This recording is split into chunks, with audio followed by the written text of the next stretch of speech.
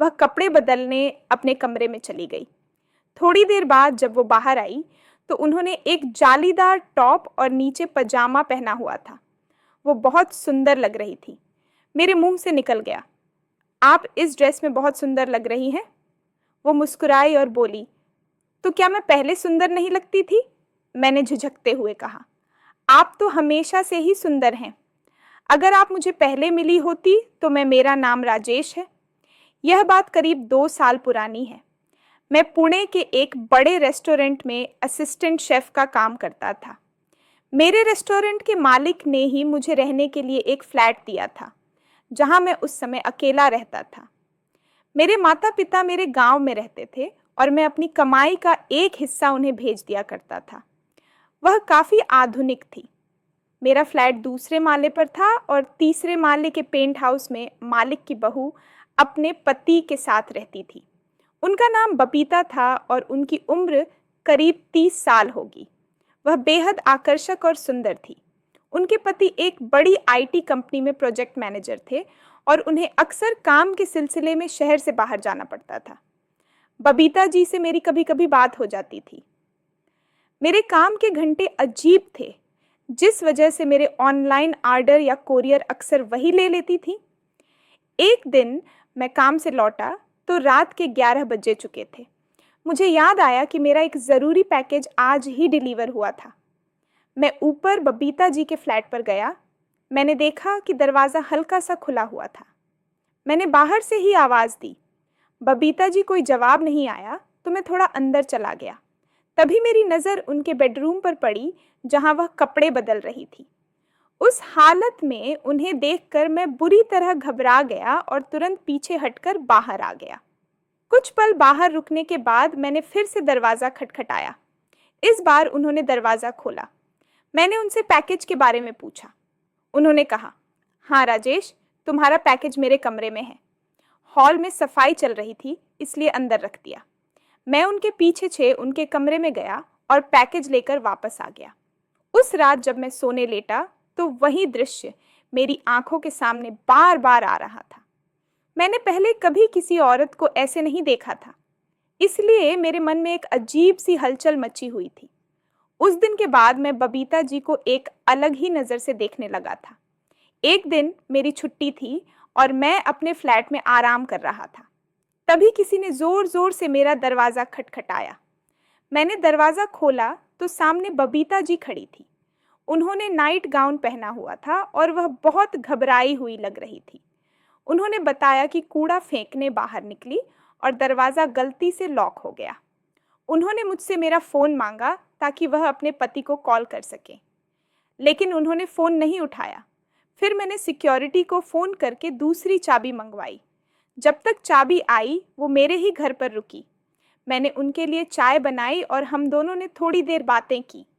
इस घटना के बाद हम दोनों के बीच की झिझक कुछ कम हो गई थी।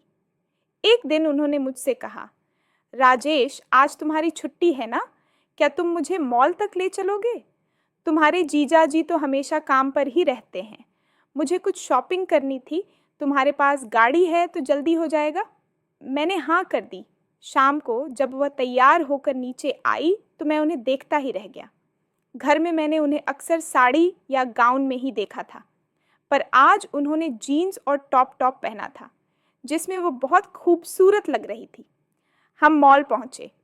शॉपिंग के दौरान वो कपड़ों की एक दुकान में गई और मुझे भी हाथ पकड़कर अंदर ले गई। उन्होंने कहा, अरे आदत डाल लो इन सब चीज़ों की। कल को तुम्हारी भी कोई गर्लफ्रेंड होगी, तब काम आएगा। मैंने उनसे कहा कि मेरी कोई गर्लफ्रेंड नहीं है। उन्होंने हैरानी से पूछा, तुम इतने हैंडसम हो और तुम्हारी कोई गर्लफ्रेंड नहीं? मैं नहीं मान सकती। तब मैंने उन्हें बताया कि 2 साल पहले मेरा ब्रेकअप हो गया था। उसे एक अमीर लड़का चाहिए था और मैं उसकी ख्वाहिशें पूरी नहीं कर सकता था। यह सुनकर बबीता जी ने कहा, अरे सब लड़कियां एक जैसी नहीं होती। फिर हम एक कैफ़े में बैठे और नाश्ता किया। घर लौटते लौटते रात के 9 बजे बज गए। बबीता जी ने मुझसे कहा, बहुत देर हो गई है, तुम खाना यहीं खा लो। अकेले क्या बनाओगे? मैंने कहा, ठीक है। करीब 10:30 जब मैं उनके घर जाने ही वाला था कि मेरे फ़ोन पर उनके पति का कॉल आया। उन्होंने कहा, राजेश, बबीता का फ़ोन नहीं लग रहा, ज़रा उसे फ़ोन देना। मैंने फ़ोन बबीता जी को दे दिया। उनके पति ने बताया कि वह किसी ज़रूरी काम से 1 हफ्ते के लिए हैदराबाद जा रहे हैं और आज रात घर नहीं आएंगे। बबीता जी को इस बात की आदत हो चुकी थी। उन्होंने फ़ोन मुझे वापस कर दिया। फिर उन्होंने मुझसे कहा, यहीं रुको, अब घर जाकर क्या करोगे? साथ में खाना खाते हैं। मैं अपना फ्लैट लॉक करके ऊपर आ गया। हम दोनों खाना खाने बैठे। बातों बातों में मैंने उनसे उनकी शादी और बच्चों के बारे में पूछ लिया। बच्चों का नाम सुनते ही वह एकदम चुप हो गई। मेरे जोर देने पर वो रोने लगी। उन्होंने रोते हुए बताया कि उनके पति के पास उनके लिए वक्त ही नहीं है। वह हमेशा काम में व्यस्त रहते हैं और जब घर आते हैं तो भी उनसे ठीक से बात नहीं करते। उन्होंने कहा, शादी को 6 साल हो गए, लेकिन उन्होंने मुझे कभी पत्नी होने का एहसास ही नहीं होने दिया। अब तुम ही बताओ, ऐसे में बच्चा कैसे होगा? मैं उन्हें सांत्वना देने लगा। तभी उनके हाथ से पानी का गिलास छूट गया और पानी उनके कपड़ों पर गिर गया। वह कपड़े बदलने अपने कमरे में चली गई। थोड़ी देर बाद जब वो बाहर आई तो उन्होंने एक जालीदार टॉप और नीचे पजामा पहना हुआ था। वो बहुत सुंदर लग रही थी।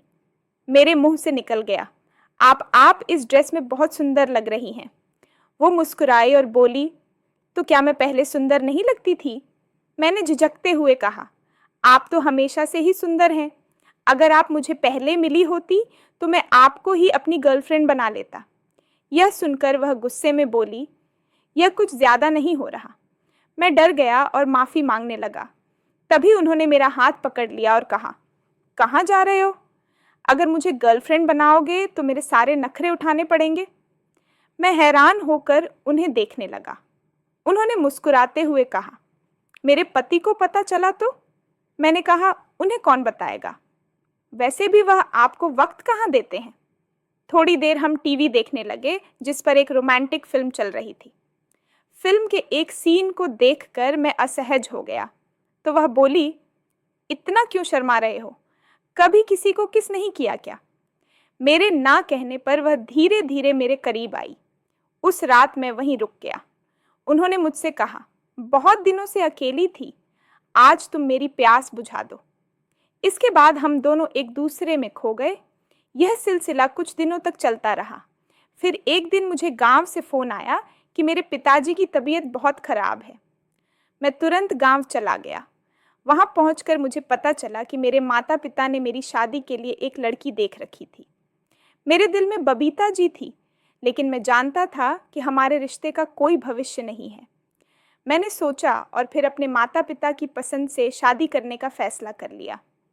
मैंने गांव में ही एक छोटा सा कैफ़े खोल लिया और वहीं रहकर अपने परिवार की देखभाल करने लगा। मैंने तय कर लिया था कि जो गलती मैंने पहले की वह दोबारा नहीं करूँगा और अपनी पत्नी को हमेशा खुश रखूँगा। उसे कभी धोखा नहीं दूँगा। दोस्तों, यह कहानी आपको कैसी लगी? अपनी राय कमेंट्स में ज़रूर बताएं। कहानी पसंद आई हो तो इसे लाइक और शेयर करें और हमारे चैनल को सब्सक्राइब करना ना भूलें। धन्यवाद।